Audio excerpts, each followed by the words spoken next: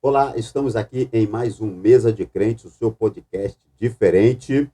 E hoje contando com a presença aqui do nosso convidado, o pastor João Carlos Corsino, pastor da Primeira Igreja Batista em Parada de Lucas, no Rio de Janeiro. Fala aí, pastorzão, tudo bem? Fala aí, querido, tudo bom? Tudo na paz, graças a Deus.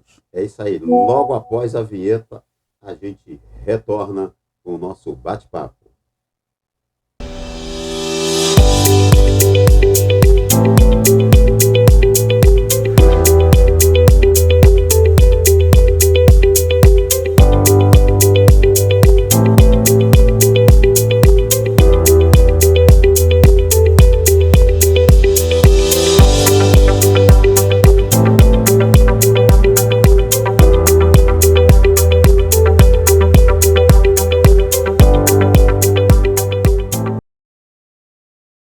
Volta aqui com o nosso Mesa de Crente.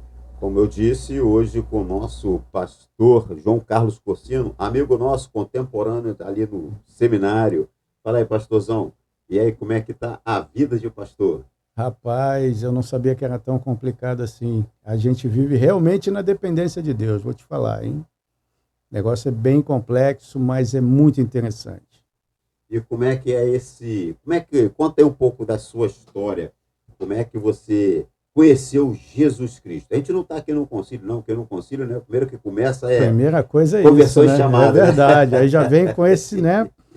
Mas eu me converti ainda criança, papai e mamãe levavam para a igreja, e aí, com 9 anos de idade, me batizei, ali em 1979. E dali para cá venho caminhando aí nesse processo de aprendizado constante, porque ele nunca para, né? Então fui ali junior, adolescente, jovem e hoje adulto aqui ao teu lado. Que bom, né? É, você chegou, nasceu em berço cristão ou foi conhecendo a Cristo na adolescência, na juventude? Como é que foi esse início aí da carreira cristã? Meu pai ele estava afastado, né? Veio do interior e se afastou na sua juventude dos caminhos do Senhor. Eu sou o primeiro filho de uma família de três e tive alguns problemas de saúde quando criança. Sim. Então, tinha ali toda a medicação, aquilo tudo, e papai me levou à igreja, levou minha mãe. Meu irmão é 3 anos mais novo que eu, até então nós não tínhamos minha irmã, né? E ao ser curado na igreja, ele viu que ele tinha que voltar.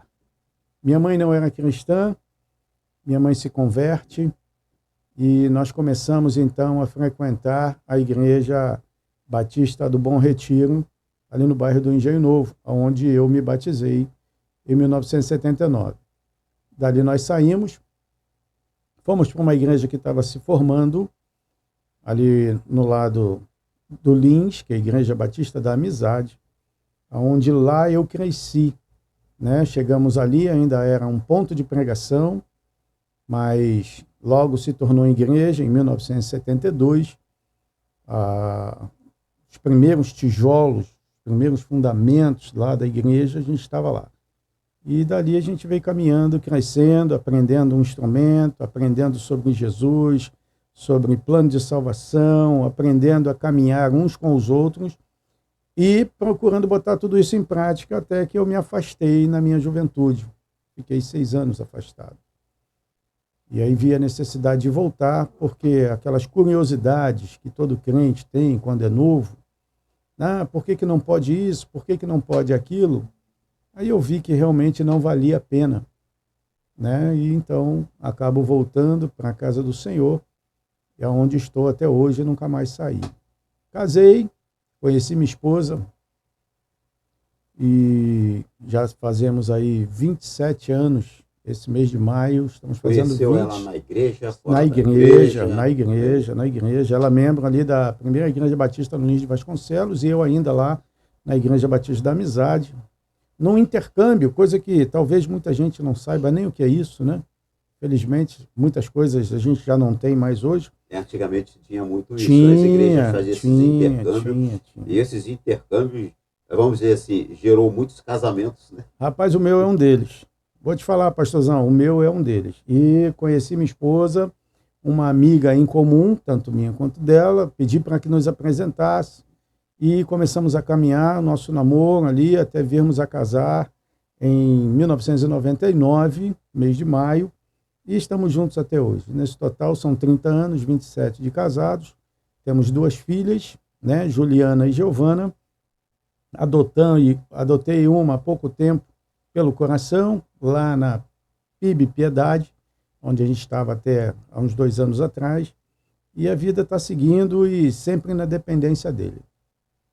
E como é que surgiu esse... Aí vocês casaram, continuaram na igreja, e como é que surgiu assim o chamado? O que aconteceu? Rapaz, você acordou de manhã assim, do nada, acordei, um anjo me iluminou, eu vou ser pastor, vou virar pastor. Isso aqui tu falou que não ia rolar o concílio, mas é quase isso, né? Mas vamos lá. O meu chamado, ele existe desde menor de idade. Essa é a verdade. Minha mãe doméstica trabalhava na casa de alguns pastores, e eu cresci ali no entorno do Seminário do Sul, jogando bola lá no campinho com o pessoal, crescendo e conhecendo muitos líderes, pastores, e sentia que algo já era diferente para mim. Sempre gostei dos estudos da EBD, escola de treinamento que a gente tinha e hoje a gente já não tem mais, eu acho que o pastor vai lembrar disso. Então toda essa evolução me levava a entender isso, até eu começar a ver a vida como ela é de verdade. E aí eu confesso para um amigo que eu não queria mais atender a esse chamado, de verdade. Mas em 2011 algo acontece diferente para mim, e eu vejo que mesmo eu não querendo, Deus estava me conduzindo e conduzindo todo o meu processo de vida para que eu viesse a atender um chamado dele. Então, quando eu tive um aperto muito grande na vida, já casado, claro, eu conversei com Deus. Falei, Senhor, eu estou sendo acusado de algo. Se eu for absolvido, eu quero, então, cumprir esse chamado. E vou trabalhar até os meus 50 anos, e a partir dos 50 anos eu, então, me entrego à sua vontade. E o que acontece em 2011? O advogado nem abriu a boca. O próprio juiz, ao ver o processo, vira para o promotor público e fala assim, ele não é o culpado. Pode absolvê-lo. Pediu desculpa pelo incômodo e dali eu saí, o advogado, inclusive me devolveu o dinheiro, ainda virou para mim e falou assim, pastor, olha, eu nunca passei por isso nesses anos todos que eu estou como advogado. Eu sempre chego aqui para defender alguém e agora não acontece essa defesa, então eu não posso te cobrar. Está aqui o seu dinheiro. Não precisou nem cobrar, né? Não. Nem precisou nem audiência. Não, ele nem abriu a boca, pastor. O juiz já bateu o na martelo hora, a favor. Ele não é o culpado. E ali eu comecei a chorar do lado de fora do fórum, isso foi lá em Teresópolis, e eu entendi então que Deus estava me dando a resposta que eu precisava. E aí, em 2015, eu entro então lá para o Seminário Betel, onde nós nos conhecemos, e graças a Deus por isso, e aí muda toda uma história, muda todo um preconceito que eu tinha a respeito, né, do fato de ser pastor. Assim, e a Cristiane, sua esposa, ela não casou com um pastor. Ela casou com uma pessoa... E se eu te falar? E aí, como é que é isso? E se eu te falar que ela tinha um sonho de casar com um pastor? Mas aí agora ela tinha um sonho de se casar com um pastor e não casou com um pastor. Não. Nós crescemos juntos, economicamente falando. Nós abrimos uma pequena empresa de transportes, é o que eu faço até hoje, né, com van, micro-ônibus, essas coisas. E ela, anos depois, décadas depois, ela vira numa conversa informal, e ela, eu queria tanto ter casado com um pastor, eu acho que minha vida seria mais tranquila do que ter casado com um empresário, um pequeno empresário. Casar com pastor, a vida é mais tranquila. Aí eu olhei para ela, eu falei, rapaz, mas que história é essa? Minha esposa solta um negócio desse agora, cara. E a vida indo bem, sabe? As coisas caminhando, tudo mais, e ela vem com essa história de eu sempre tive vontade de casar com um pastor. Aí eu falei, meu Deus do céu. Aí eu falei, mais uma confirmação de que o caminho que eu tenho que seguir não é o que eu quero, mas é o que ele tem e quer para mim. E com certeza minha esposa contribuiu e muito para que isso acontecesse a partir desse momento, porque eu tinha um certo receio em relação a isso. Então podemos dizer assim, Deus olhou assim, aquela menina quer casar com um pastor. Eu dei um chamado àquele rapaz ali, só que ele ainda não é pastor. E ela, se eu colocar ela aqui na presença dele, se eu unir os dois, vai ser uma ajuda. Vai dar um empurrão? Vai dar um empurrão, né? Vai dar um empurrão. Vai empurrar né? ele ladeira abaixo, não, ladeira acima. Ladeira acima. Vai. É aqui. O caminho é aqui. Esse é o caminho, né? E eu tinha medo, pastor, porque a nossa vida conjugal, nossa vida social, nossa vida econômica, essas coisas estavam tranquilas, com as dificuldades que todo casal tem, socialmente falando, financeiramente falando, mas né, eu falei, bom, se eu entrar nessa de ser pastor, talvez minha esposa não queira, e se minha esposa não quiser ou não aceitar muito bem isso, o ministério pastoral vai ruir, não é verdade? Nós sabemos disso. Então eu tinha um certo receio e preconceito em relação a isso, até mesmo de falar com ela a respeito. Mas quando eu ouço ela comentar isso, pastorzão, mudou. Virou a chave, entendeu? Aí uniu bem, né? Graças a Deus. Uniu bem. Graças a Deus. Mas aí você conversou com quem? Ninguém. Além dela. Ninguém. Acredite, ninguém. Eu só virei para o meu irmão, que também é pastor, e comentei com ele. Eu falei, olha, eu vou entrar para o seminário. A palavra do meu irmão para mim foi a seguinte: quem tinha que ter entrado no seminário primeiro tinha que ter sido você, e não eu. Inclusive, a esposa dele, no dia da formatura do meu irmão, me falou isso. Quem tinha que estar se formando é você. Depois é seu irmão. Ou seja, porque eu sou o mais velho. E todos viam isso, mas eu não conseguia ver isso. Né? Então, meu irmão entra, se forma, e anos depois eu sigo para esse propósito divino na minha vida. E foi a única pessoa que eu conversei, assim, no sentido não de tomar uma informação, mas de dar a ele uma satisfação. Estou indo, entendeu? Estou cumprindo aquilo para o qual eu me sinto chamado. E pedi a ele para me apresentar ao diretor do Seminário do Sul. Não foi lá o lugar que eu tinha que estar. E fui no Betel, conversei com o nosso diretor, amigo querido demais, professor Neander, que de pronto já falou, você pode começar já no próximo semestre. Falei, não, mas tem algumas coisas. Não, você vai resolvendo ao longo do tempo. Seja o que for, você vai resolvendo ao longo do tempo. E isso deu uma virada de chave gigante na minha vida. Aí, em 2015, a gente se encontrou lá no Seminário Betel. Positivo. Casa abençoada. Né? Aleluia. Com certeza. Se encontramos lá. Eu tenho um detalhe aqui, que aqueles que estudaram, que são contemporâneos conosco, que estudaram desde o início, o Corsino realmente era aquele cara que olhava para ele assim, e esse cara, vai não, vai terminar não, vai chegar não. Era aquele camarada bem descolado, né? Como se diz. Oh, meu pai do céu. Verdade. Bem descolado. Mas uma pessoa maravilhosa. Embora Aleluia. Muitos se espantaram com ele, pela fisionomia, pelas vestimentas. Verdade. aquele bolsão lá embaixo, arrastando pela canela. Muitos, mas sempre foi um amigão, sempre foi alguém sempre disponível a ajudar. Com certeza. E a turma não foi só te abraçou, mas você abraçou cada um. Amém. E continua abraçado com cada um de vocês, para a honra e glória do Senhor Jesus, porque realmente houve uma mudança ali. Houve uma mudança. Né? Que tipo de mudança você diz assim que mudou? Em todos os sentidos, querido, em todos os sentidos.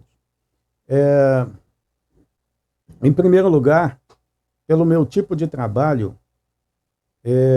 eu já cheguei meio que arredio.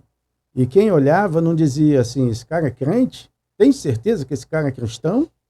Não é isso? Isso. Então, isso é um passo, logo de princípio, né? Eu sempre fui membro ativo. Então, eu passei por todos os departamentos das igrejas e tudo mais como membro.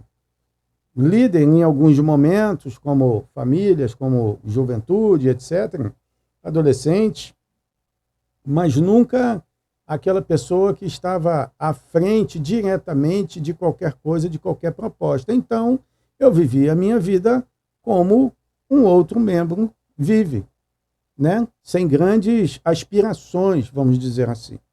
E quando eu entro no seminário Betel, eu começo a perceber que algumas atitudes, algumas ações não cabiam mais. E aí encontro todo mundo falando a paz do Senhor e eu dando bom dia. Qual o problema nisso? Nenhum. Não existe problema. Mas eu começo a ver que algumas coisas tinham que mudar em mim, um pouco mais, para que eu pudesse atender de forma adequada aquele momento que eu estava vivendo. Financeiramente falando, eu chego em 2015 com uma picape branca, que eu acho que o amigo lembra, né? É uma S10, cabine branca, 2013, era semizero. Eu pagava uma prestação altíssima daquele carro. E saio de lá em 2018 com uma Fiorino 2010. Satisfeito, feliz, rindo. E eu sem entender nada comigo mesmo, porque eu lutei durante anos para tentar chegar em algum lugar mais alto, financeiramente falando, conquistando algumas coisas, como eu e minha esposa, graças a Deus conseguimos conquistar, por exemplo, a nossa casa própria e tudo mais, mas eu agora estou vivendo uma nova realidade. Vamos fazer aquelas viagens missionárias que eu nunca imaginei fazer um negócio desse. E a gente faz. Então começa a mudar em mim a visão do que é ser chamado e ser capacitado por um seminário para você fazer algo além da sua expectativa. Entende? Porque foi aquela viagem, né? Não é? 2016, 2017.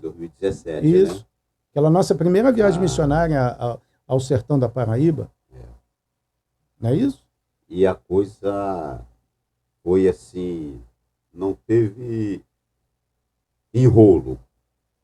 Foi um desenrolo. Sim. Foi surgindo, foi aparecendo, foi acrescentando, pessoas ajudando, igrejas ajudando. E agora como é que se ia para lá? Um ônibus que estava assim na boca da sepultura. Pois é, rapaz, isso é um negócio muito interessante. São fatos que a gente não esquece e não tem como esquecer.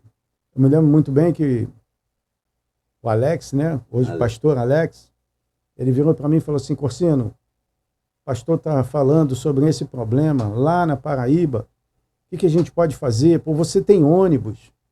Eu falei, cara, eu tenho ônibus para me ganhar dinheiro, não tenho ônibus para ficar fazendo doação, na minha arrogância, né?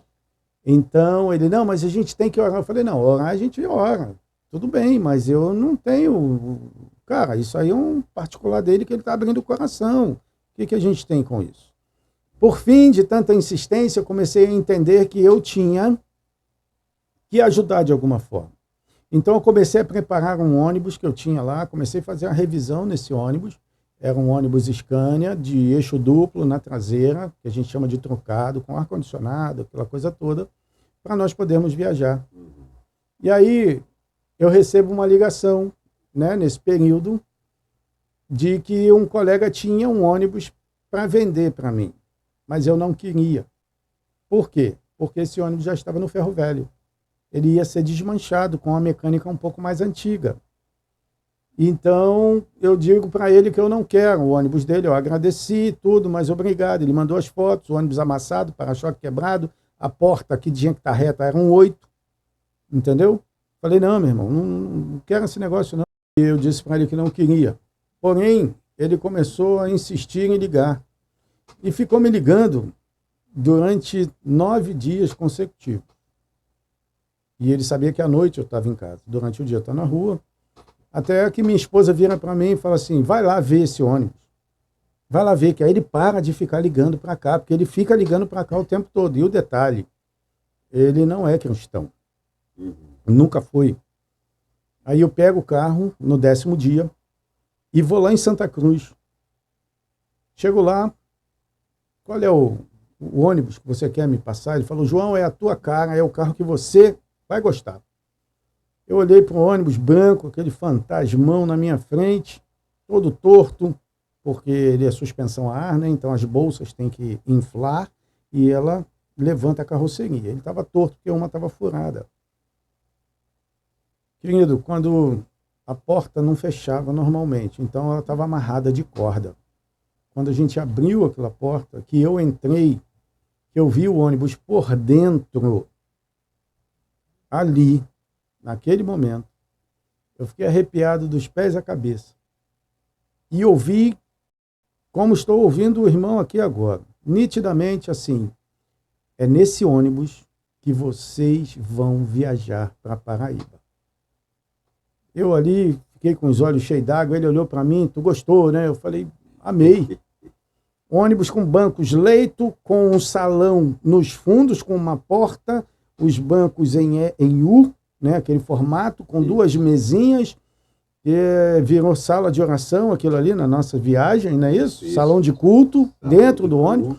Quem queria descansar ficou na frente, nos leitos, 22 lugares de leito, com ar-condicionado central, espaço lá para botar geladeira, banheiro embaixo, um ônibus completo, com conforto. E ali eu levo aquele ônibus para casa, boto na garagem e falo assim, Senhor, agora tem que vir o dinheiro para consertar isso tudo aí, porque eu não tenho dinheiro para isso. E veio o dinheiro.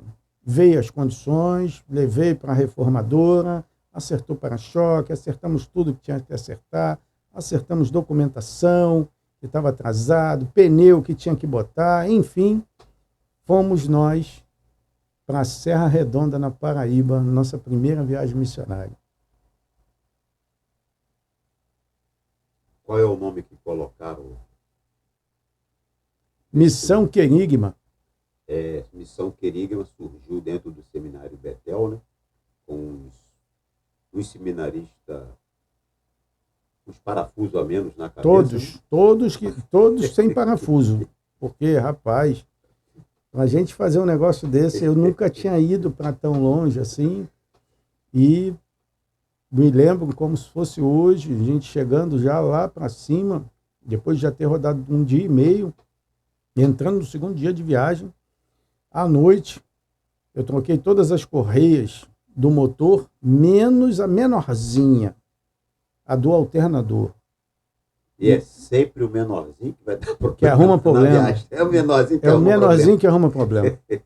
Rapaz, aquela correia arrebenta, a gente para, o motorista que estava comigo vira para mim e fala assim, João, arrebentou, o que a gente faz? Falei, não sei, vamos dormir aqui não, aqui não dá para dormir. A gente tem que seguir viagem, não tem nada, a cidade não tem nada perto, não tem uma mecânica, não tem uma autopeça. Falei, então é o seguinte, vamos só com o ônibus ligado, apaga tudo. E apagamos tudo, e eu fiz uma oração, o pessoal dentro do ônibus também orou, e seguimos estrada adiante sem farol, para não gastar a bateria, porque senão a gente ia ficar muito enrolado. E rodamos por 45 quilômetros até achar um posto, no meio do nada, um posto de gasolina, mas tinha um detalhe. A gente não tinha o farol, mas a lua parecia que estava encostando assim na frente, iluminando todo o nosso caminho. A gente via a pista tranquilamente. A lua desceu, né? A lua desceu. A lua desceu. Olha, só quem Parece que viveu ela ia iluminando, serpenteando a mostrando rua, a também estrada, para a gente poder caminhar. E foram 45 quilômetros marcados no odômetro do ônibus, lá no KM. E depois a lua subiu, né? Quando voltou. Quando nós botamos a correia, lembra? Quando conseguiu uma correia. Quando conseguimos uma correia com um senhor num desmanche de ônibus também, lá no meio da estrada. Quando nós pegamos a estrada novamente para poder parar e orar, a lua some, fica tudo escuro. E aí o farol volta a funcionar porque o alternador voltou a carregar as baterias. São várias experiências nesse sentido e aí a gente vê que Deus está em cada detalhe da nossa vida. Era a viagem, né? Era a viagem da fé. Verdade, viagem da fé. E tivemos muitos irmãos, muitas pessoas que apoiaram, fornecendo materiais escolares, sim, roupas, sim. Calçados, isso tudo novo. Verdade. Nós criamos até um kit escolar. Com mochila, com caderno, com lápis, com borracha, com canetinha, com tudo tinha direito para as crianças lá carentes, né, lá de Serra Redonda. Muitas igrejas se envolveram. Muitas igrejas se envolveram. E aí saímos daqui do Rio e passamos. Foram 10 dias. No total foram 10 dias. 2 para subir, ficamos alguns dias lá e depois 2 para descer. E tomamos conta de tudo da cidade, não foi? A Missão Querida que tomou conta da cidade. Ainda teve ajuda lá da Juventude Batista do Centro Paraibano, Juba Centro. Juba Centro. Né? Mas eu me lembro lá que o povo ficou meio assim, meio desconfiado, um monte de seminarista, tudo narizinho em pé.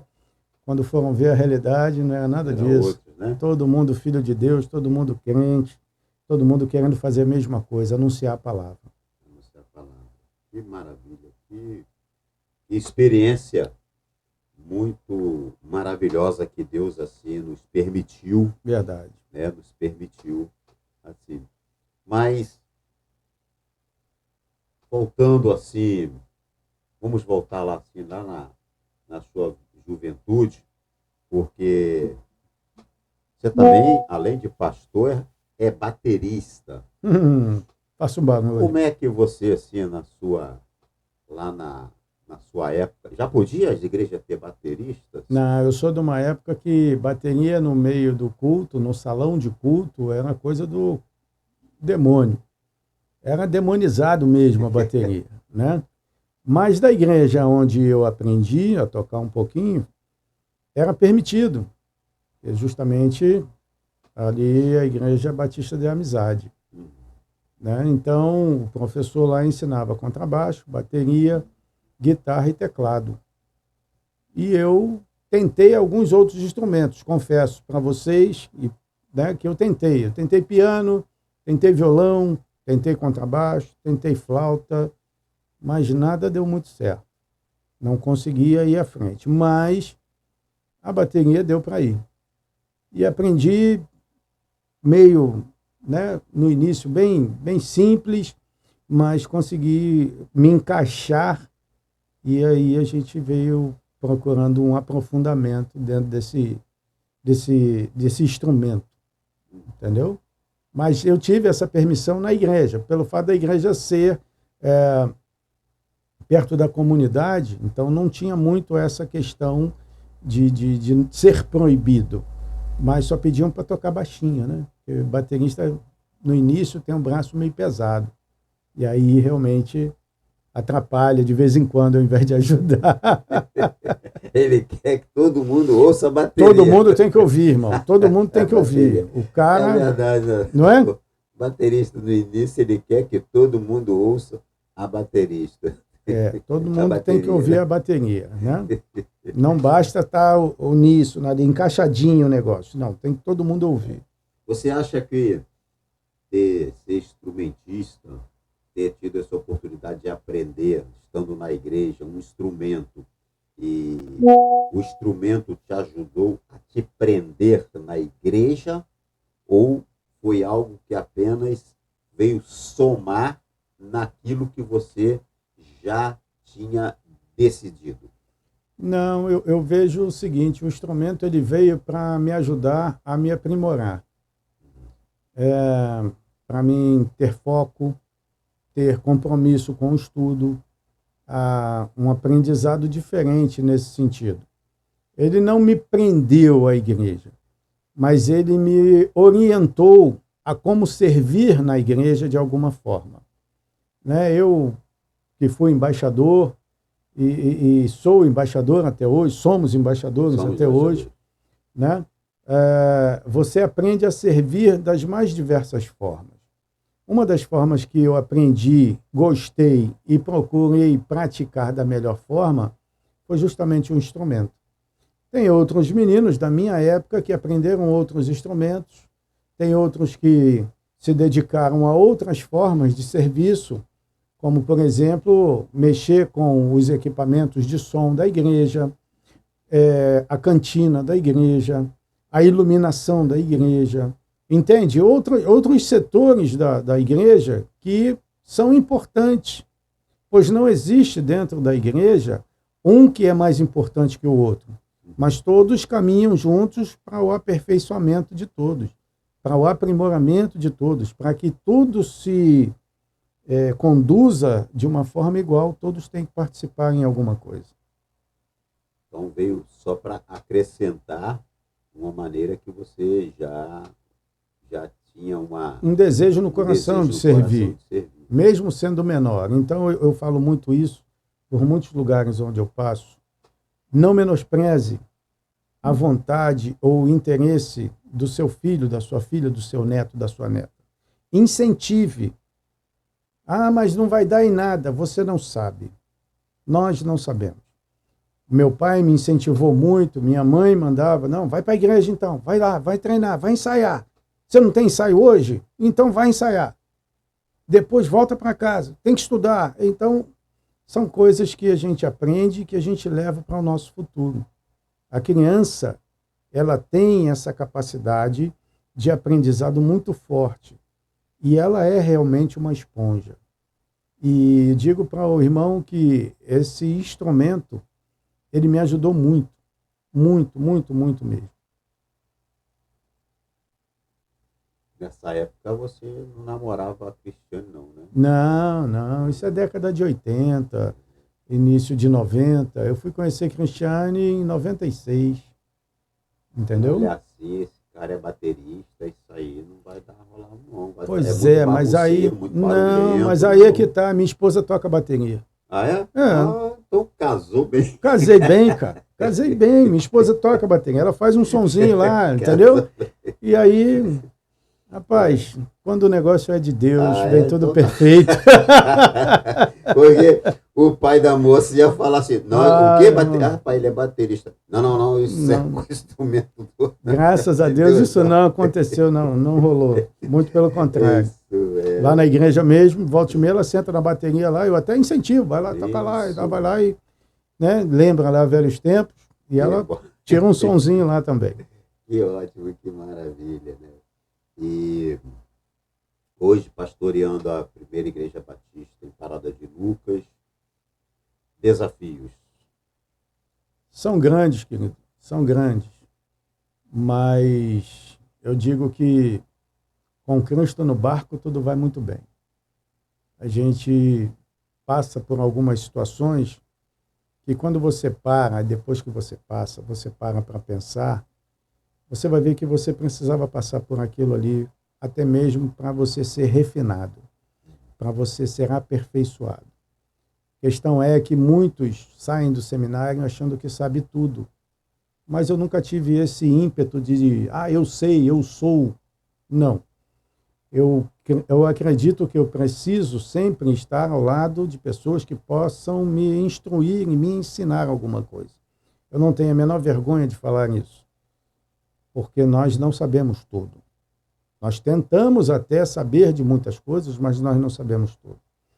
E ali, na PIB Lucas, está sendo o meu primeiro ministério, né, como pastor, como presidente. Enfrentamos desafios e, graças a Deus, estamos vencendo. Para a honra e glória do Senhor Jesus, a gente está vencendo. É um novo tempo naquela igreja, mas também é um novo tempo para mim e para a minha família. E algo muito interessante é que quando eu fui aprovado ali, após aquele momento de sucessão pastoral, né, quando chega aquela resposta definitiva, a minha esposa chega para mim em casa e fala assim, olha, eu estou contigo, em 100%. E realmente está. A gente chega ali, muitas vezes, orando, pedindo a Deus para que algumas coisas aconteçam, mas a gente recebe a resposta de que é no tempo dele. Então, os desafios são grandes, sim, os tempos são outros, precisamos rever alguns conceitos, precisamos reavaliar algumas questões, precisamos ter, então, em mente que nós precisamos renovar algumas coisas. Não é reescrever nada, não é inventar nada novo, mas é entender que esse Deus de ontem é o mesmo Deus de hoje e é o de amanhã, mas o tempo é diferente. Então, nesse tempo, a gente tem procurado usar outras estratégias para que as pessoas entendam e ouçam que Jesus Cristo é o Senhor e Jesus Cristo é o nosso Salvador. O seminário não te ensinou a pastorear, só te deu conhecimento, né? A buscar conhecimento. Isso. Porque o pastoreio, querido, ele é no dia a dia. É no dia a dia. É no dia a dia. Né? O amigo sabe, tem passado pelas suas dificuldades e muitos, é como eu falei, muitos acham que só o seminário é o suficiente e ele já é o top das galáxias. Mas quando cai atrás de um púlpito, totalmente diferente, né? Totalmente diferente. A gente descobre que nada sabe. Descobri que nada sei daquilo que eu sei. Que entendeu? achava que sabia, achava né? que sabia o que não sei. Então, como falar para uma família que perdeu um filho? Como falar para um idoso que o seu cônjuge morreu e como consolá-lo? Nós aprendemos teologia, nós aprendemos administração, nós aprendemos outras línguas, como grego, hebraico, etc. Mas e essas coisas vivenciais? Como levar isso? Como passar isso? Como se importar com a dor do outro? Como discipular? Então, são questões que é no dia a dia. No dia a dia, né? No pastoreio ali. Sim, entendeu? Então, a gente tem vivido isso, tem sido gratificante, tem sido muito interessante. Um povo altamente aguerrido juntamente conosco, no sentido de realmente fazermos acontecer, e a palavra tem sido pregada naquele lugar, almas têm se convertido, pessoas têm retornado à casa do Senhor por causa desse novo tempo. Muito bom. E família? Como é que está a família? Nós estamos bem, a filha mais velha está caminhando lá conosco diretamente, a mais nova também vai, né? A esposa 100%.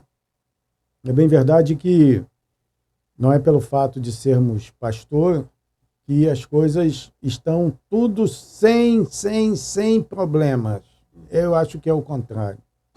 A vida pastoral, ela nos leva para lugares que muitas vezes nós não gostaríamos de estar. Mas é necessário estar, é necessário passar. Mas como família, nós estamos bem, as meninas se dedicando ao estudo, a esposa trabalhando, e espero que agora em 2027 ela consiga então o que ela deseja, que é a aposentadoria, né? Ela ainda tem esse ano e o ano que vem para trabalhar, e aí sim, 2028, Deus proverá. Mas temos alguns planos pessoais, mas tudo isso está nas mãos de Deus. Então, família enganjada. Sim, 100%. Minha filha, inclusive, toca o violão no louvor. É mesmo? Tem me ajudado lá.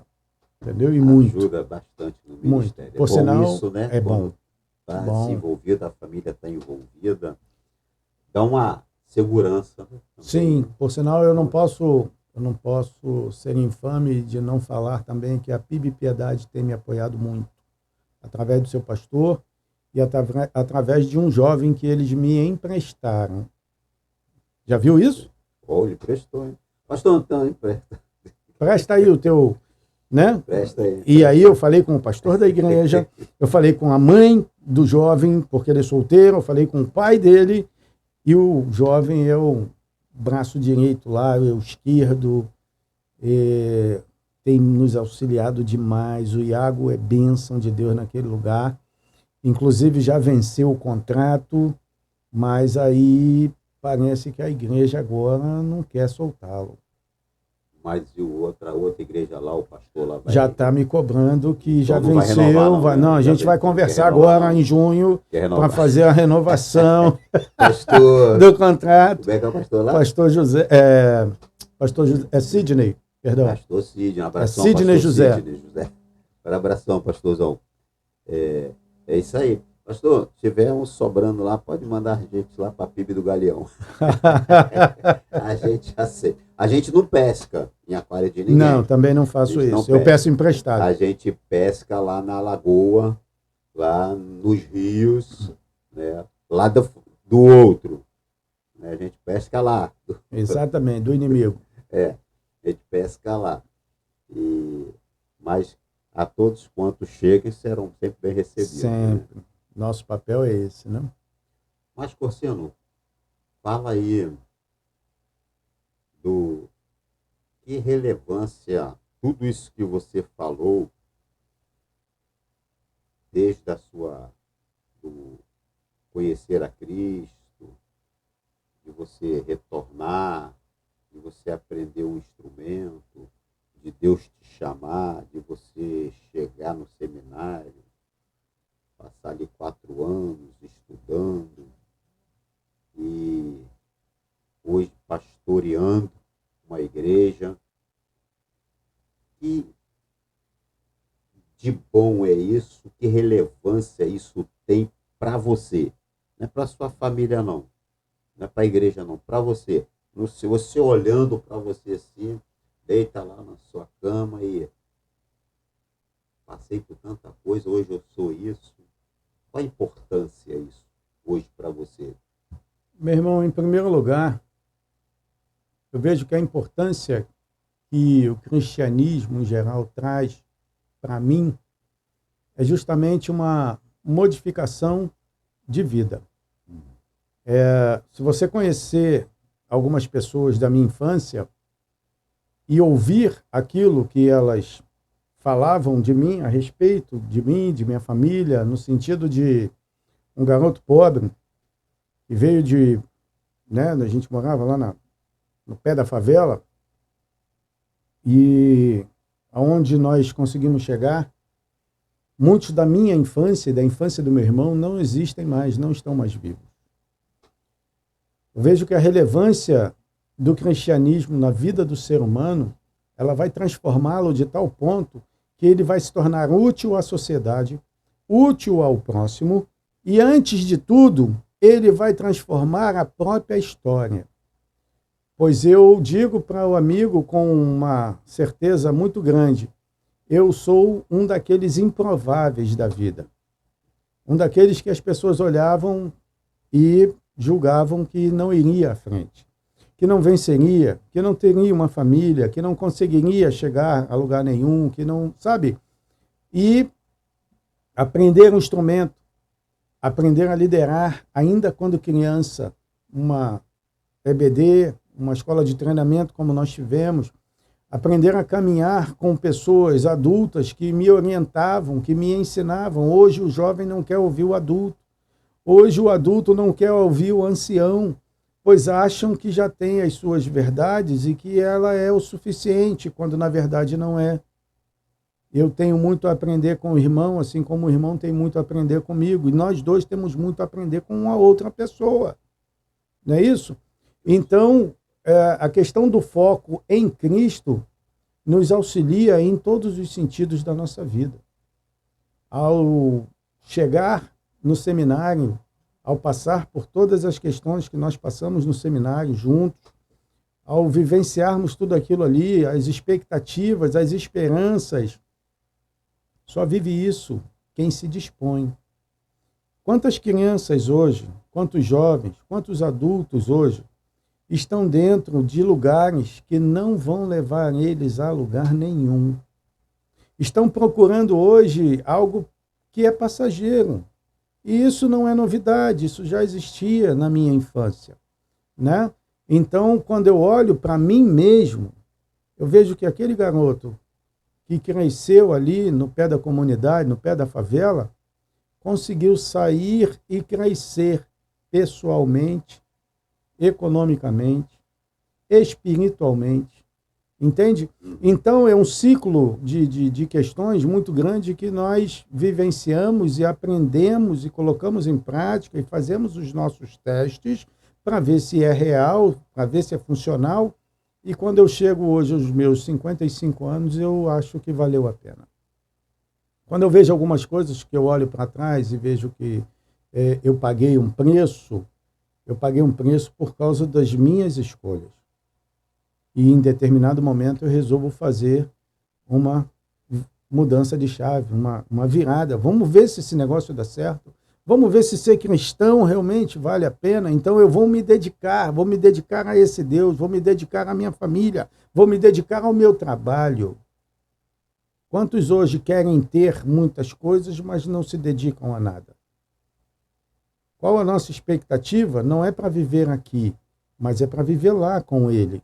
Então, se existe uma promessa e ela é real, porque o próprio Filho dele veio aqui e traz isso para nós, eu acredito e eu me enganjo nesse negócio para poder chegar lá. Então, viver um milagre real na vida, um milagre de Cristo, é se permitir que Ele nos conduza. Que Ele atue. Que Ele atue. Que Ele nos molde, que Ele nos mude, que Ele nos capacite, que Ele nos oriente, que Ele seja o cerne da nossa vida. Entendeu? Sem as minhas verdades. Como eu falei, eu cheguei no seminário de uma forma e saí de outra. E feliz. Eu mesmo não entendi essa lógica. Aonde, para mim ganhar alguma coisa, eu tive que perder. Financeiramente falando. Entendeu? Então, na minha visão humana, isso aconteceu. Mas, glória a Deus que aconteceu. Deus nos esvazia, né? Sim. Ele nos esvazia para nos encher dele. E tem uma diferença, tá? E quando permitimos que Ele faça isso conosco, isso eu vou dizer porque já ouvi de várias pessoas falam assim, Deus não faz milagre, não vejo Jesus fazendo milagre hoje. É só você se desvaziar de você e deixar Ele te encher, que você vai vivenciar e ver o milagre, né? Querido, esses dias eu falei sobre isso, ou parecido, no sentido de que as pessoas têm valorizado muito o sofrimento. E eu me lembrei muito da teologia do sofrimento, quando ela fala sobre isso. E as pessoas esquecem de, pelo menos, agradecer por mais um dia. As pessoas estão procurando milagres mirabolantes, quando, a bem da verdade, a sua vida, ela é um milagre hoje. Entende? Então, a partir do momento que você acorda, você está respirando, você está com todas as partes do seu corpo funcionando, sabe? É milagre. Mesmo que alguma parte do seu corpo não esteja funcionando 100%, é milagre. Chama-se milagre da vida. É o primeiro milagre que Deus nos dá. Todos os dias, quando nós acordamos. Por isso eu faço questão de agradecer a Deus por mais um novo dia que Ele me permite viver nesse jardim que Ele criou para nós. E à noite, a mesma forma. Agradeço por tudo que eu vivi nesse dia. Não é isso? Porque são os pequenos milagres que fazem a diferença na nossa vida. E são esses pequenos milagres que as pessoas olham para nós e dizem assim, ele é diferente. Ela é diferente. Entende? Então, não tenho por que valorizar o sofrimento. Eu tenho que valorizar as alegrias, os milagres pequenos, porque Deus caminha conosco em 100% no nosso dia, através da atuação do Espírito Santo em nós. É isso aí. E espero que você que vai assistir, tenha entendido esse recado final, tenha entendido também que Deus sempre vai estar agindo naquele que se esvazia para que ele venha e nos encher. E que milagre sempre tem a cada manhã. Isso é verdade. Nós conversamos aqui com o pastor e baterista João Carlos Porcino, amigão nosso desde 2015. Estudamos juntos ali no Seminário Betel. Trabalhamos juntos na Missão Querigma e saímos muito para até uns bate-papos, até umas conversas, para orar, para nos concentrarmos naquilo que poderíamos fazer e até ajudarmos uns aos outros, assim como todos quanto aqueles que da nossa turma, né, Verdade. também participaram dessa... Não, estão participando ainda dessa nossa caminhada. Verdade. Estamos caminhando juntos. Graças a Deus, as amizades, bom, elas né? são firmes, né? No Senhor. Né? Ainda juntos. Temos contato, não perdemos contato, embora cada um na sua igreja, na sua vida, no seu trabalho, na sua rotina, mas o contato permanece e isso nos fortalece. É a comunhão, né? É a comunhão. Verdade. Isso é muito bom. E aí nós conversamos aqui com o pastor e baterista João Carlos Porcino, que atendeu o nosso convite para participar aqui do nosso Mesa de Crente. Se você gostou, tenho certeza que você gostou, deixe seu like, se inscreva no canal, pode deixar algum comentário, alguma pergunta para ele, que iremos responder para você, ok? Pastorzão, um abraço, Deus continue te abençoando. A nós. É isso aí. A nós. E tamo juntos. Sucesso sempre no canal aí, viu? E Deus te abençoe lá na PIB Lucas. Tamo junto e misturado pelo sangue de Jesus eternamente. Amém. Amém. Deus te abençoe vocês. Um abraço, gente. Fica na paz.